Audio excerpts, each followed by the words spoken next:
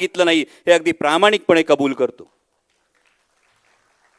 पण खंत मात्र त्याच वेळी एका गोष्टीची व्यक्त करतो की 2017 मध्ये जेव्हा राजकारणात आलो नव्हतो तेव्हा चुकीनं केलेल्या नथुरामच्या भूमिकेसाठी बाया सरसावून आत रोखणारे हात ज्योतिराव फुलेंची भूमिका करतो म्हणून शाबासकी द्यायला मात्र पुढे येताना दिसले नाहीत, याची खंत मात्र मनात ही कायम राहील। पण त्याच वेळी ही गोष्ट तुम्हाला ठामपणे सांगतो, मी सुरुवातीलाच म्हणालो महाराष्ट्र धर्म हा लढायचं सांगतो, रडायचं नाही। 14 तारखेला मालिका बंद होईल आणि त्याच आठवड्यात, मला आता माहित नाही कुठल्या वाहिनीवर, कुठल्या प्लॅटफॉर्मवर, कुठल्या माध्यमात हे मला माहित नाही, पण जर माझी विचारांशी बांधिलकी आहे तर 14 जूनला मालिका बंद होईल आणि त्याच आठवड्यात मी मालिका पुन्हा सुरू करणार, हे तुम्हाला ठामपणे सांगतो, कारण हे बांधिलकी आहे।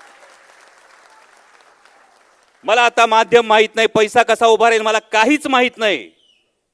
मला फक्त एवढंच माहिती आहे की जर हा देश वाचवायचा असेल तर या देशाला वैचारिक भूमिका देण्याचं काम महाराष्ट्रानं केलंय आणि हा जर महाराष्ट्र पुढे न्यायचा असेल तर त्याची वैचारिक बैठक ही पुन्हा एकदा मला मजबूत करावी लागेल आणि त्यामध्ये खारीचा वाटा का होईना जर या माध्यमातून उचलला जात असेल तर नक्कीच माझी तयारी आहे। कोणी काय केलं पाहिजे याविषयी मी कधीच काही बोलत नाही, बोलणारही नाही, फक्त एवढं सांगतोय साहेब आपल्या साक्षीनं, ज्या विचारांची पताका घेऊन आपण चालायला शिकवलंय, कारण आम्ही महात्मा फुले पाहिले नाहीत, आम्ही बाबासाहेब आंबेडकर पाहिले नाहीत, आम्ही राजर्षी शाहू महाराज पाहिले नाहीत, पण त्यांच्या विचारानं सातत्यानं गेली कित्येक दशकं वाटचाल करत असलेला एक माणूस आम्ही पाहिलाय आणि त्या माणसाचं नाव म्हणजे आदरणीय शरदचंद्रजी पवार साहेब।